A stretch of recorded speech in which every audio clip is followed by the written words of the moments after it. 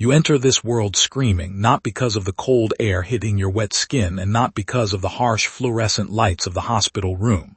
You scream because in the traction of that first breath, you feel the terrible heaviness of gravity. You feel the separation. Moments ago, you were everything floating in a void of pure potential connected to the source of all things. And now you are small.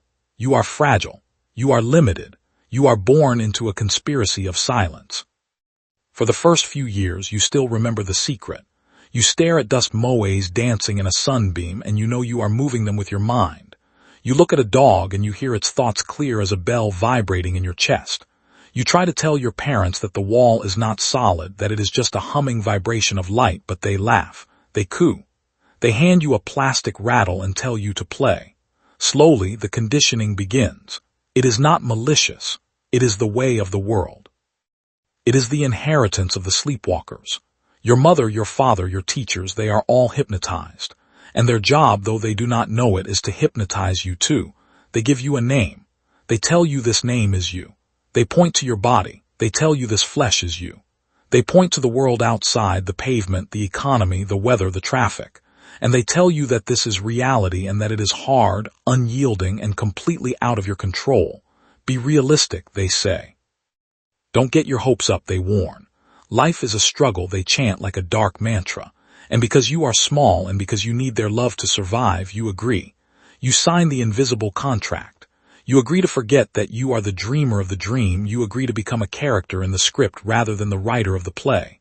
By the time you are 7, the magic is gone. The dust moes are just dust. The dog is just an animal. The wall is a solid barrier that will hurt you if you run into it. You have successfully downloaded the program. You are now a normal human being. You have fallen asleep. Chapter 2. The gray architecture of the Matrix. Fast forward. You are 25 or perhaps 30. The years have blurred into a gray smear of compliance. You did what you were told. You went to the schools where they taught you to repeat information but never how to think. You sat in rows like products on an assembly line, waiting to be stamped with a grade. You learned that your worth was determined by external validation, by a red check mark on a paper, by a nod from a boss, by a number in a bank account. Look at you now. You wake up to an alarm you hate. You drink coffee not for the taste, but to jump-start a nervous system that is already exhausted.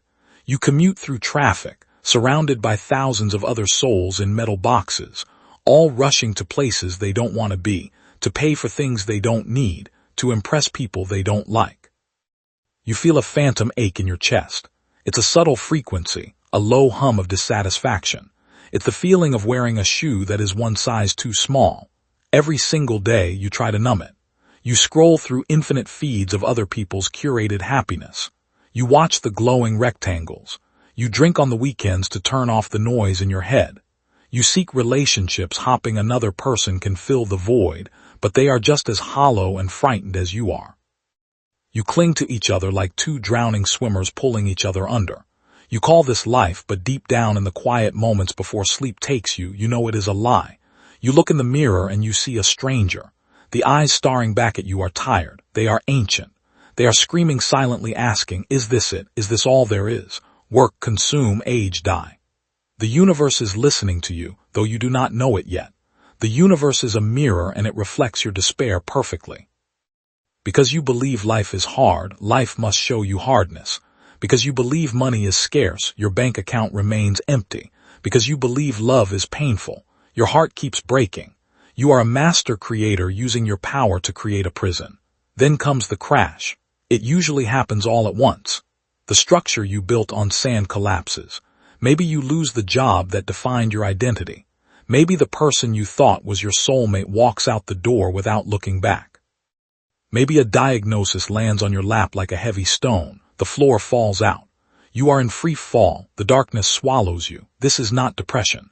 This is the dark night of the soul. It is the universe doing you a favor. It is breaking your heart to let the light in. You find yourself walking through the city streets at night, crying or perhaps staring at a blank ceiling at 3:00 a.m., the silence deafening. You have reached the end of your rope. You have tried it their way. The way of force, the way of effort, the way of the world, and it has failed you. You surrender. You whisper into the dark, I don't know what to do, show me. If there is anything out there, show me. And that is the command, that is the key, turning in the lock, Chapter 3. The discovery of the artifact, it finds you. 3 days later, it doesn't come with a choir of angels or a bolt of lightning. The universe prefers to move through the path of least resistance. Coincidence. You are walking past a used bookstore you've passed 1,000 times and never noticed. But today, the light hits the dusty window in a specific way. A pull in your gut, magnetic, undeniable, draws you inside. The smell of old paper and vanilla surrounds you.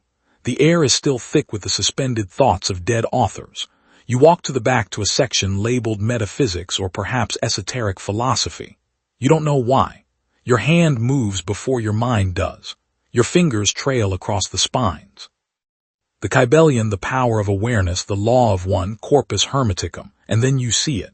It might be a small leather-bound volume with no title on the spine, or perhaps a tattered paperback from the 1940s with yellowed pages. It looks insignificant, it looks fragile. But when you touch it, a shock of static electricity zaps your fingertips. Not painful but sharp. A signal. You pull it off the shelf. You open it to a random page. The text is dense. The language archaic or perhaps strangely direct. You read a sentence. The world is nothing more than a mirror of your internal conversation. You are not in the world is in you. You blink. You read it again. Stop trying to change the reflection in the mirror. You cannot comb the hair of the reflection. You must comb your own hair, and the reflection will have no choice but to follow. A chill races down your spine. It's that feeling of déjà vu. The sensation of remembering something you didn't know you knew. The words aren't teaching you. They are reminding you. They are unlocking the code that was written in your DNA before the conditioning erased it. You buy the book. The cashier, an old man with cloudy eyes, looks at the book, then looks at you. He doesn't smile. He gives you a look of grave seriousness. Be careful with that one, he mutters. It works. You laugh nervously. You think he's joking. He is not joking. You take the book home. You make a cup of tea. You sit in your cheap armchair in your dim apartment and you open the cover. Warning. What you are about to read destroys the victim. If you love your victimhood, if you love your story of how hard life is, close the book now. Burn it. Because once you see the mechanism, you can never unsee it. Once you realize you are the operant power, you can never blame your parents, your boss, or the economy again. You are about to accept total responsibility. You turn the page. Chapter 4. The first law, mentalism, you read through the night. The words burn into your mind. The book explains that there is a hidden interface to reality. Most people live on the user's surface. They move physical objects. They talk, they work, they struggle. But the code that dictates where the objects go, what the people say, and how the work turns out, that code is written in the imagination. The book calls it the law of assumption or mentalism or the quantum observer effect. The label doesn't matter. The mechanic is the same. The core premise, consciousness, is the only reality. The physical world is just a delayed echo of what you did with your consciousness yesterday, last week, last year. You pause. You look around your apartment. The peeling paint, the stack of unpaid bills, the emptiness on the other side of the bed. According to this book, you created this not consciously. You didn't say, I want debt. But you lived in the feeling of lack. You rehearsed arguments in the shower that never happened. You worried about the future. You replayed past failures. You kept the state of being of a struggler active in your mind. And the universe, faithful and obedient servant that it is, said, your wish is my command, you are the struggler. Very well, here are more bills, here is a flat tire, here is a rude stranger, I will prove you right. Anger rises in you, this feels insulting. I didn't ask for this pain, you shout at the empty room, but the book answers you in the next chapter. You do not attract what you want, you attract what you are. You are constantly broadcasting a signal, a signature of identity. Reality is simply the screen that displays your signal. You put the book down, you feel dizzy. If this is true, it means you are not a victim. It means you are a sleeping god who has been having a nightmare. You decide to test it. The book offers a challenge, a ladder experiment or a pink feather experiment. It tells you to imagine something specific, something trivial, something you have no emotional attachment to. You choose a blue butterfly, you close your eyes, you feel foolish. You sit there, a grown adult tried to summon a blue butterfly with your mind. Step 1, you relax your body. You enter the state akin to sleep, the hypnagogic state where the conscious mind drifts and the subconscious door swings open. Step 2, you construct a scene. You imagine a blue butterfly. You don't just see it, you feel the tickle of its legs. You see the iridescent shimmer of the wings. You feel the joy of seeing it. Step 3, you loop this scene over and over until it feels real, until it has the tones of reality. Step 4, you drop it. You open your eyes. You go about your day. For 2 days, nothing happens. You feel silly. You berate yourself for believing in fairy tales. I'm just desperate. You tell yourself magic isn't real. On the 3rd day, you are walking to work. You are scrolling on your phone, head down, ignoring the world. You nearly bump into a woman standing on the sidewalk. "Oh, sorry," you say, stepping back. She turns. She is wearing a bright blue t-shirt. On the front of the shirt is a massive photorealistic print of a blue butterfly. Time stops. The noise of the city fades out. You stare at the shirt. The woman looks at you strangely and walks away. Your heart hammers against your ribs. Coincidence? Maybe. But the feeling in your gut says otherwise. The feeling is terror, because if you could create the butterfly, what else have you created? The car accident last year, the breakup, the depression, did you do it all? You rush home, you grab the book. You look at it with new eyes. It's not a book anymore, it's a weapon. And you are holding the trigger. Chapter 5. The paradox of effort. You dive deeper. You become obsessed. You stop watching TV. You stop hanging out with your friends who only want to complain about politics and the weather. You can't listen to their complaints anymore because you see what they are doing. They are weaving their own cages with their words, and you want to shake them to scream. Stop scripting your misery, but the book warns you: silence. Do not cast your pearls before swine. Keep the secret. Build the energy within. You learn the second law, the law of least effort. For your whole life you are taught to hustle, to grind, to push the boulder up the hill. The book flips this upside down. Force negates. The moment you try to force reality, you are confirming that you do not have what you want. Effort is the evidence of doubt. This is the hardest part for you. You want more money. You desperately need to fix your financial situation.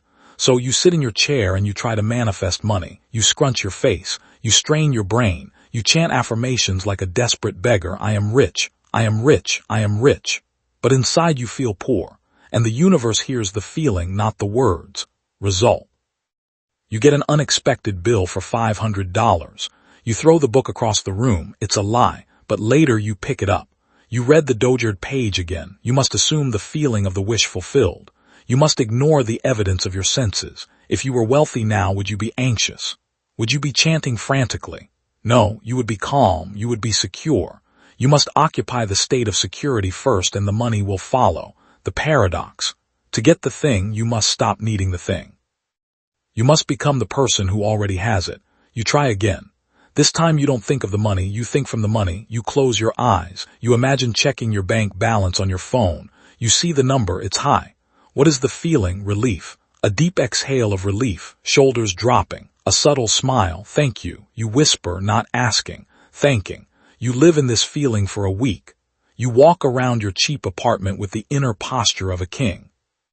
You drink your instant coffee with the elegance of someone drinking espresso in a Venetian plaza. You are acting, but not for an audience. You are acting for the subconscious mind, the great director. You stop checking the mail for bills. You stop checking the bank app in panic. You trust the seed you have planted. 7 days later, a letter arrives. Not a bill. It's a refund check from an insurance overpayment you didn't even know existed. $1,200. It's not $1 million, but it is proof. You hold the check. Your hands shake. The wall between inner and outer is crumbling. You realize that the physical world is not solid. It is fluid. It is malleable. It is clay. And your mood is the thumb pressing into it. You feel a surge of intoxicating power. I can have anything, you whisper. I can be anyone, but you are essentially a toddler who has found a loaded handgun. You have discovered the power of creation, but you have not yet mastered the discipline of the mind, and the shadows are listening. Chapter 6, the backlash. The Orban fights back. You get cocky. This is the phase every initiate goes through. You think you have cheated the system. You think you have found the cheat codes to the game of life. You start trying to change everything at once. You want the perfect body, the perfect partner, the promotion, the fame. Your mind becomes a chaotic storm of desires. You are planting 1,000 different seeds in the same patch of soil, and you forget the most important rule, the mental diet. The book warned you, watch your inner conversations. Every thought is an investment. Are you investing in your success or your failure, but you are still human? You have decades of old programming, the old man living in your neural pathways. One bad day at work triggers you. Your boss yells at you. Instantly, you revert. You fall back into the old script. In your head, you argue with your boss. You call him names. You visualize him getting fired. You replay the humiliation over and over, marinating in hatred and victimhood. You think this is private. You think this happens only inside your skull. Wrong. There is no private. There is only transmission. You have just sent a massive high-emotion command to the universe. Create conflict. Create humiliation. Create enemies. 2 days later, chaos erupts. Your landlord gives you an eviction notice. Your car breaks down. You get into a fight with your best friend over nothing. The reality you built is collapsing. You panic. You try to fix it with the book. You sit down to visualize, but your mind is a hurricane of fear. Every time you try to imagine relief, you see disaster. You are visualizing your own destruction with perfect clarity and high emotion. And the universe says, yes, as you believe, so it is. You are manifesting a nightmare. You realize the danger the title spoke of. This book is dangerous because it removes the safety rails. When you were asleep, your thoughts were weak and fuzzy, so your life was dull and gray. Now that you are awake, your thoughts are lasers. If you point them at what you want, you get miracles. But if you point them at your fears, you create hell faster than you ever could before. You are standing in the wreckage of your week. The check is spent. The car is smoking. The friend is gone. You sit on the floor clutching the book. Why? You sob. I did what you said. You open the book. The pages seem to have changed. The text is different, or perhaps you are just ready to see it now. You cannot serve two masters. You cannot switch between the state of the victim and the state of the god. You must die to the old self completely. It is not enough to change your thoughts occasionally. You must change your conception of yourself. The price of power is vigilance. Eternal vigilance over the garden of your mind. You let the weeds back in, and now they are strangling the harvest. You realize the magnitude of the task. This isn't a magic trick. This isn't a life hack. This is a war between the person you were conditioned to be and the power you actually are.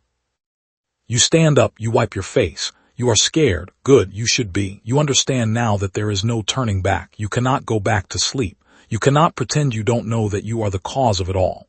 If you stop now, you will just manifest chaos unconsciously for the rest of your life. The only way out is through. You have to master this beast. You have to tame the mind. You go to the mirror. You look at the terrified, exhausted face of the old man. Goodbye, you say. You resolve to begin the real work. Not just for a check or a butterfly, but for a total reconstruction of your soul. You turn the page to part 2, the discipline of the silence. The training wheels are off.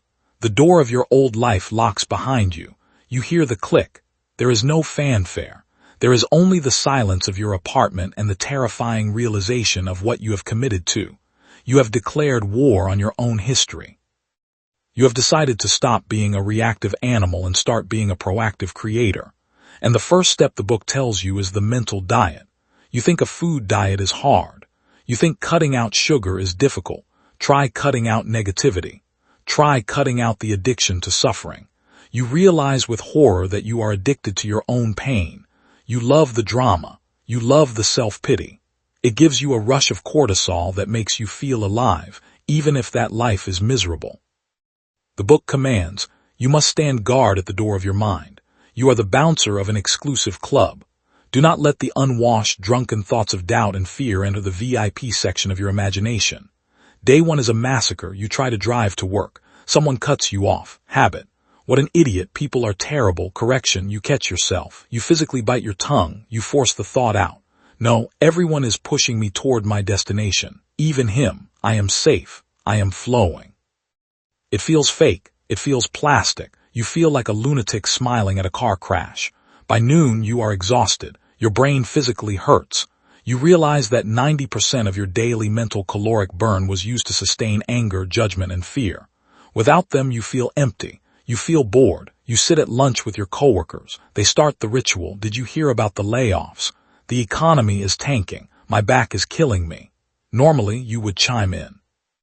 You would offer your own misery as a token of belonging. But today, you stay silent. You sip your water. You are in the world but not of it. They look at you. You okay? You're quiet. I'm fine. You say just thinking. You are not just thinking. You are pruning. You are watching the conversation like a hawk, refusing to emotionally agree with their reality. You realize how lonely this path is. To become a master, you must essentially become an alien in your own social circle. You can no longer afford the luxury of a negative conversation. Weeks pass. The silence grows. You stop watching the news. You stop listening to sad songs. You curate your input strictly, and something strange happens. The static in your head clears. The background anxiety, that low hum of doom you've lived with since childhood, begins to fade. For the first time in your life, there is space in your mind, and in that space you begin to hear the voice. Not a hallucination, but the deep resonant tone of your own intuition, the operator. It says, "Now we build." Chapter 8, The Art of Revision. The book introduces you to a tool that sounds like science fiction. It calls it revision. The premise is insane. The past is not fixed. The past is a memory trace, exists only in the present moment. When you recall a memory, you are chemically reactivating it now. If you change the memory, you change the chemical signal you are broadcasting now. And because time is an illusion to the subconscious, changing the past, changing the future trajectory, do not accept the day as it was. If the day was unlowly, rewrite it.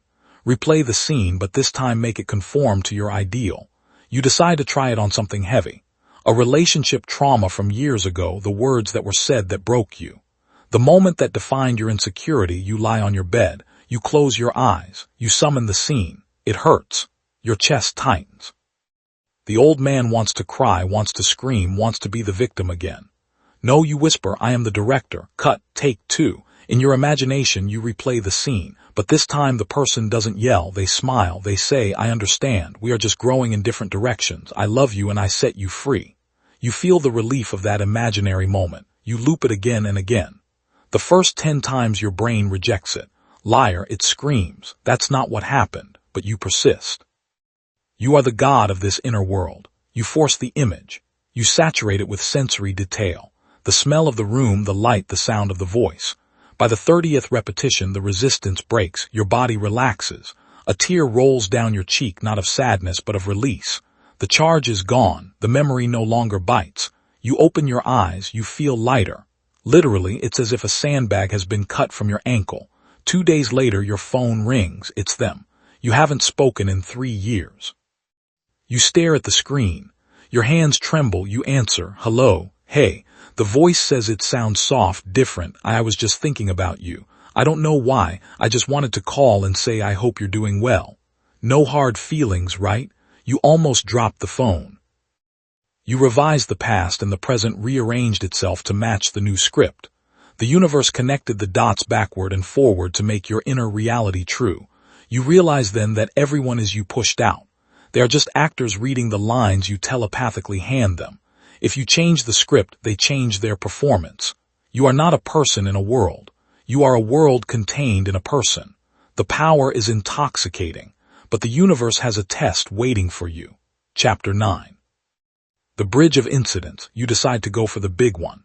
The career, the wealth. You are done with the cubicle. You are done with the scraps. You construct a scene. You are shaking the hand of a CEO. You are signing a contract. You see the number on the check. $150,000. You feel the leather of the chair in your new office. You smell the expensive coffee. You live in the scene every night. You fall asleep in the state of the wish fulfilled. You wake up feeling like a boss. You walk into your current job with a secret smile, knowing it is temporary. And then on a Tuesday morning, your boss calls you into his office. "We're letting you go." Fired, not promoted, not headhunted, fired. You stand in the parking lot holding a cardboard box with your stapler and a dead plant. Panic rises in your throat like bile. "I did the work." You scream internally. "I visualized. I assumed, and I get fired." This book is you go home. You drink, you spiral. You are ready to burn the book. But in the depths of your despair, you open it one last time. You have planted a seed. For the seed to grow, the shell must break. The old structure must be dismantled to make room for the new. Do not judge the appearance of destruction. It is often the bridge of incidents leading you to your desire. You pause. If you are now the person who earns $150,000, you cannot stay in a job that pays $40,000. The universe had to eject you. Firing wasn't a punishment. It was an eviction from a house that was too small for your new soul. You dry your eyes, you decide to trust the free fall. Okay, you say to the empty room, I am not fired, I am being repositioned. You persist. You keep the feeling of the end, you refuse to panic, you apply for jobs not with desperation but with the arrogance of a prize to be won. 3 weeks of silence. The bank account dwindles. The fear is a wolf scratching at the door. This is the valley of the shadow. This is where 99% of people quit. They look at the lack of results and say, it didn't work. They react to the 3D world and abort the pregnancy of the 4D desire. You do not quit, you eat your fear. You wake up every morning and put on the suit of the successful man. Even though you have nowhere to go, then the phone rings. It's an old contact. Someone you met briefly at a conference years ago. I heard you left your old place, he says. Funny timing. We're looking for a director. We need someone with exactly a weird mix of skills. Can you come in tomorrow? You go in. The interview flows like water. You aren't trying to impress them. You are interviewing them because you already know you have the job. Your confidence born from weeks of living in the end is magnetic. They smell the authority on you. They offer you the job. The salary $145,000 plus a signing bonus. You sign the contract. You sit in the leather chair. You smell the coffee. It is the exact scene, down to the pixel. The disaster of getting fired was the only way this could. The bridge was scary, but it took you to the other side. You sit in your new office looking out at the city skyline. You should be ecstatic. You should be popping champagne, but you aren't. You feel a strange, calm neutrality because you already lived this moment 100 times in your head. The physical reality is just the after image. The thrill of creation was in the imagining. The manifestation is just the receipt. You have mastered the law of assumption. You can get things, but now the stakes get higher because now you want someone. Chapter 10. The specific person and the shadow. The book warned you about this. Be careful when dealing with the free will of others. Paradoxically, they have no free will in your reality, but if you try to force them with your ego, you will create a monster. You are lonely. The success is cold without someone to share it with. There is a person, let's call them the one, maybe an ex, maybe a crush, who doesn't know you exist. You decide to use the power on them. You start the sessions. You visualize them loving you. You visualize the ring, the house, the arguments resolved. But this is different from money. Money is neutral. People are heavy. You have resistance. You have a history of rejection. When you visualize them, you feel a mix of love and desperate need. You are not living in the end. You are living in the lack. You are visualizing in order to get them, not simply experiencing the joy of being with them. The universe reflects your desperation. You text them, no reply. You check their social media. They are with someone else. Jealousy explodes in your chest like a grenade. Now the shadow rises. The old man whispers, see, you're unlovable. The magic works for money, but not for love. You are destined to be alone. You start to witch doctor the situation. You try to telepathically force them to call you. You stare at the phone, willing it to ring. You are pumping out energy of control, manipulation, and fear. And the target pushes away. They block you. They vanish. You hit rock bottom again. Not financial this time, but spiritual. You realize you are abusing the power. You are using it like a sorcerer, not a creator. You are trying to manipulate the shadows in the mirror instead of changing the face in front of it. You go back to the book. No one to change but self. You cannot force someone to love you if you do not believe you are the prize. You must become the person who is loved. You must marry yourself first. This is the hardest work yet. You have to take your focus off the one and put it entirely on yourself. You have to kill the needy version of you. You start a new regimen called You Stand in the Mirror. You look at your eyes. I am the catch. You say, I am chosen. I am loved. I am complete. You repeat it until you believe it. You date yourself. You buy yourself flowers. You take yourself to nice dinners. You stop waiting for the text. You truly deeply let go. You reach a state called the Sabbath. It is a state of total surrender. You don't care if they come back or not. You are so full of your own love, so stable in your own reality that their presence would just be the cherry on top, not the sundae. You feel whole. And that is when the doorbell rings. It's 10 p.m. on a rainy Tuesday. You open the door. It's them soaking wet, crying. I don't know why I'm here, they say. I couldn't get you out of my head. I realized I made a mistake. Can we talk? You stand there holding the door. You aren't surprised. You aren't even that excited. You feel a deep ancient compassion. You see them not as an idol, but as a person responding to your signal. Come in, you say. You have the money. You have the love. You have won the game of the world. But the book is not done with you, because getting what you want is only the first half of the mystery. The second half is understanding who is doing the getting. Chapter 11. The trap of the ego. Success is dangerous. Failure humbles you, but success convinces you that you are a god. And while the inner you is God, the outer you, the ego is a fragile little tyrant. You start to feel superior. You look at your friends, your family, the people on the street. You see them complaining, struggling, suffering. You feel contempt. Why don't they just wake up? You think, why are they choosing poverty? Why are they choosing sickness? You start lecturing people who didn't ask for advice. You tell a grieving friend, you know you created this. They look at you with horror. You have lost your humanity in exchange for your power. You start using the law for petty things. To get the best parking spot, to make a waiter bring you a free dessert, to make a rival look bad. You are drunk on control. And then the silence returns, but this time it's different. You go to your imagination to visualize, but the images are flat. The feeling doesn't come. You try to manifest a new car, but it doesn't show up. You try to fix a health issue, but it persists. The connection is severed. You panic, hello, you scream mentally, I am the operant power, obey me, silence. You have fallen into the trap of the magician. You thought the power belonged to you, the little person with the name and the social security number. But the power belongs to the the larger consciousness, and the I am will not be used by the ego. The power flows through. If the pipe becomes clogged with arrogance, the water stops. You feel a darkness creeping in at the edges of your vision, a deep existential dread. You have everything you wanted, yet you feel completely hollow. You sit in your expensive house next to your beautiful partner and you feel like a fraud. The book has one final section. The pages are black, the text is white, the promise. It is not about getting stuff. It is about the birth of something inside you. You thought this journey was about becoming a millionaire. You were wrong. The journey was about shattering the illusion of you entirely. A crisis hits, a health scare, something the law of assumption doesn't seem to fix instantly. You are lying in a hospital bed, or perhaps waiting for a result. The fear is real. The money can't help you. The partner can't save you. You are stripped naked again, and in that darkness you realize that you are not the body. You are not the thoughts. You are not even the creator who manifests things. You are the observer, the eternal witness. You close your eyes. You stop asking for things. You stop trying to change reality. You simply say, I surrender, not my will but thine. You merge with the great current.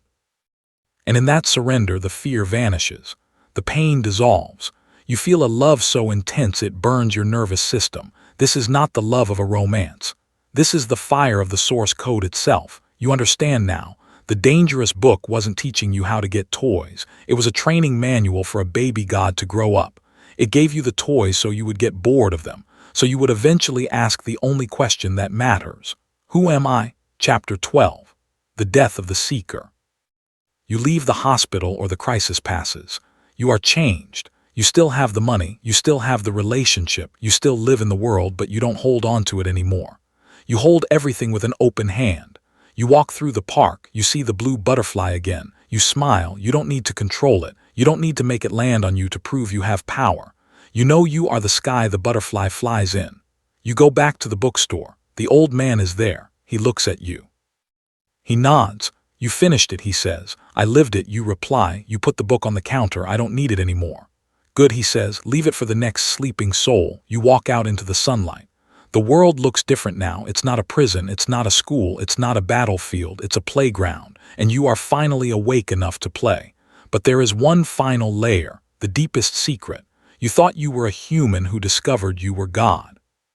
But actually you are God who is pretending to be a human who discovered they are God. The circle is complete. But wait, as you walk down the street, you feel a vibration, a new frequency. The game isn't over. It has just leveled up. You stop. You look up at the sky. The clouds seem to form a grid. The reality glitches just for a second, a flicker of code. You realize that mastering the law of assumption was just graduation from kindergarten. There are other laws, deeper laws. And now that you have mastered the dream, it is time to meet the dreamer. Chapter 13. The Scaffolding of Reality. The glitch you saw in the sky wasn't a hallucination. It was a peek behind the curtain. Once you stop fighting the world and once you stop desperately trying to manipulate the world, you are finally quiet enough to see the world.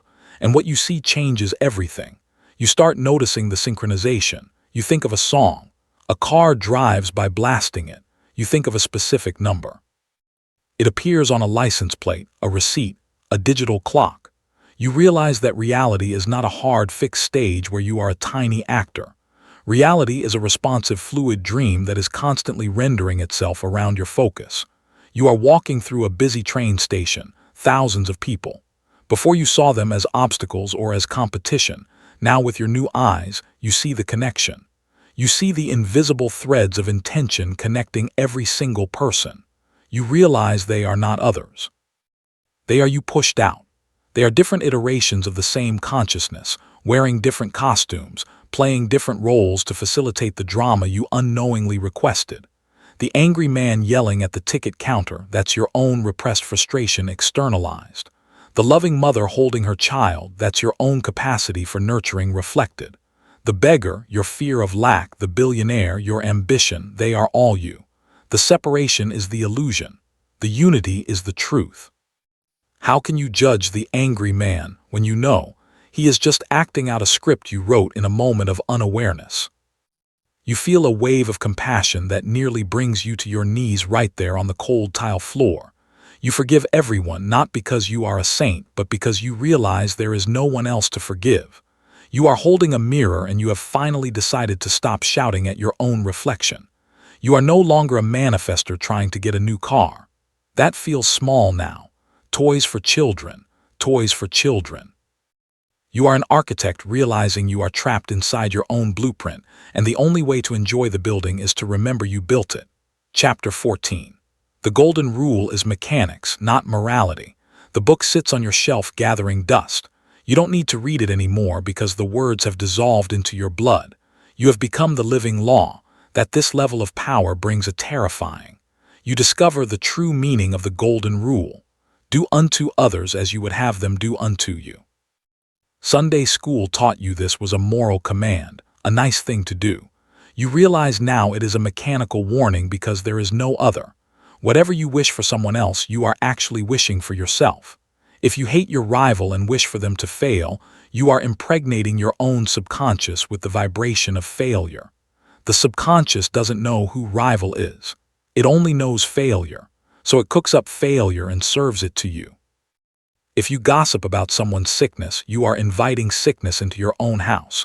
If you resent someone's wealth, you are blocking your own. You become impeccably careful with your thoughts. You become the benevolent monarch of your mind. When you see news of a war, you do not join the collective scream of fear. You do not doom scroll. You close your eyes and you imagine peace. You revise the news report in your mind. You refuse to give your assent to the darkness. One people call you delusional. They say you are burying your head in the sand. They don't understand. You are not ignoring reality. You are refusing to perpetuate it. You know that attention is the fuel of the universe. If you withdraw your attention from a war, from a disease, from a conflict, you starve it. If enough people withdraw their attention, the fire dies. You walk through the world as a secret agent of harmony. You enter a room where the vibe is tense. You don't say a word. You simply regulate your own internal state. You assume the feeling of peace. You imagine everyone laughing. Within 5 minutes, the tension breaks. Someone cracks a joke. The energy shifts. They think it just happened. You know you did it. You are the thermostat, not the thermometer. You set the temperature. You don't just reflect it. Chapter 15. The Intercessor. You have mastered the art of getting things for yourself. Now the boredom sets in. The ego is satiated. It has the car, the house, the lover, the status. It asks, what now? The soul answers, now we give. You begin the work of the intercessor. You use your imagination to lift others up. You have a friend who is unemployed and depressed. He calls you complaining. In the past, you would have given him advice. You would have told him to fix up his resume. Now you know that advice is useless if his state of consciousness is I am a failure. So you listen. You nod. You say it's going to be okay.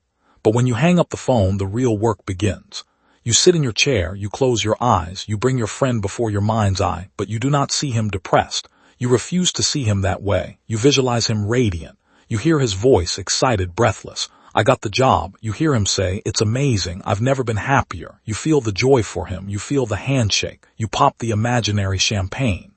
You do this for 3 days. You construct a new reality for him. On the 4th day he calls. You won't believe this. He says, I just got an offer out of the blue. He thinks he got lucky. You know the truth. You lifted him out of the M by the power of your vision. You paid his spirit ransom. This becomes your secret hobby. You heal your mother's back pain not by driving her to the doctor, but by seeing her dancing. You fix your neighbor's marriage, not by counseling them, by imagining them holding hands. You realize this is what the great mystics and healers of the past were doing.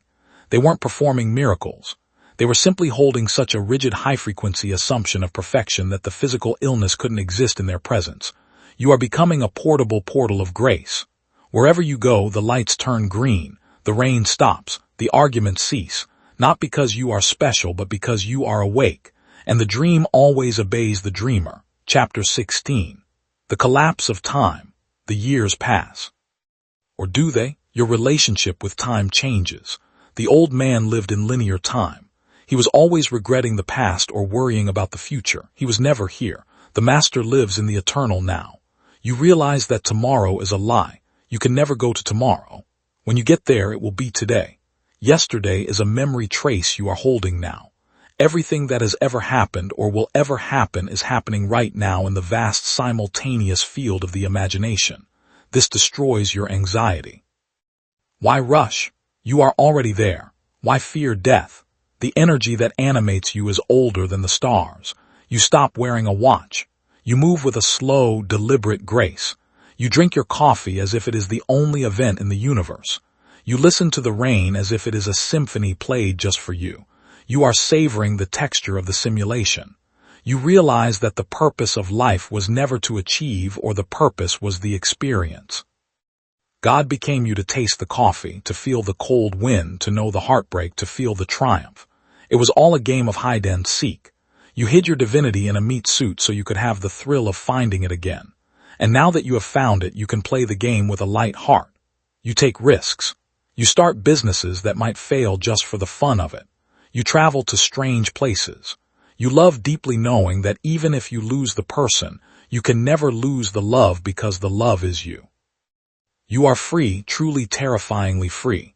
Chapter 17, The Promise. But there is one final door. The book hinted at it, but words cannot describe it. Neville Goddard called it the promise. The mystics call it union. It usually happens in the deep of the night, or perhaps during a meditation where you go too deep. The vibration starts at the base of your spine. It is like the roar of a jet engine. It is a golden liquid fire moving up your back. It is not subtle. It is violent. It is the energy of 1,000 suns. It blasts into your skull, and for a moment the you, the person with the name, the history, the preferences, the gender is obliterated. Pop. The bauble bursts into the ocean. You are no longer the drop. You are the ocean. You are the space between the stars. You are the silence before the Big Bang. You know with absolute certainty that you are the Father. You are the creator of the entire show. You look at your hand and you see it is made of light. You look at the room and you see it is made of light.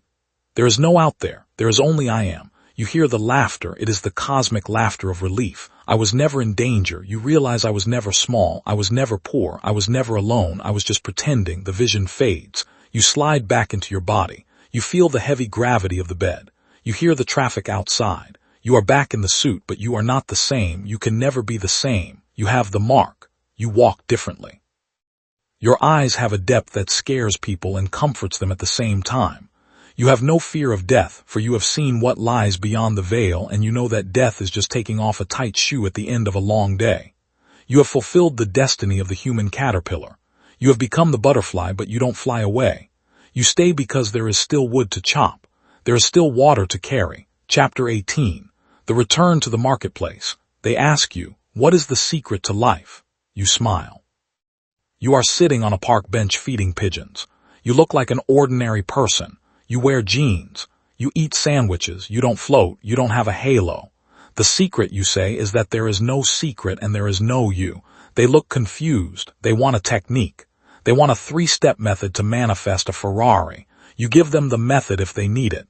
You teach them to visualize. You teach them to ignore the senses.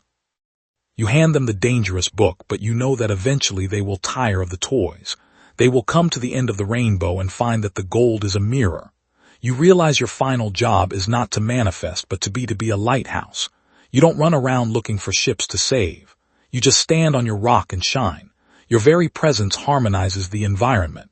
Your clarity dissolves the confusion of others. You go to the grocery store. The cashier is stressed. You look her in the eye. You see the goddess behind the tired mask. You acknowledge her. Thank you, you say. I appreciate you. She stops. She blinks. The mask slips. She smiles, a real genuine smile. You're welcome, she whispers. You just performed a miracle. You remembered her into existence. You walk home. The sun is setting. The sky is a canvas of violet and gold. You appreciate the art. You compliment the painter. Nice work. You whisper to the silence, thanks. The silence whispers back. You enter your home. You are content. You have nothing because you are everything. You need nothing, so everything flows to you. You sit in your chair, the same chair where years ago you sat in despair, holding a book that promised power. You look at the book on the shelf. You pick it up. You open the back cover. There is a blank page. You take a pen. You write one final sentence. The power was never in the book. The power was in the reader. You close the book. You close your eyes. You take a deep breath. And you begin the next dream. Epilogue, the wake-up call. The music swells. Cinematic, triumphant yet quiet. This is not just a story. This script you have been listening to, it is not a distraction. It is an intervention. I am not a voice on a recording. I am your own subconscious speaking to you in a format you would accept. You attracted this video. You manifested these words because you are ready to. You are done with the struggle. You are done with the victimhood. You are ready to take the keys back. Look at your hand right now. Look at it, turn it over. Think of the intelligence that pumps the blood through those veins. Think of the power that knits the bones and digests your food without you lifting a finger. That power is you. It is waiting for your command. Stop begging, stop hopping. Assume. Assume you are the person you want to be. Walk in that assumption. Sleep in that assumption. Ignore the evidence of your eyes and watch the world rearrange itself to fit your new shape. The book is closed. The lesson is over. The rest is up to you. Wake up.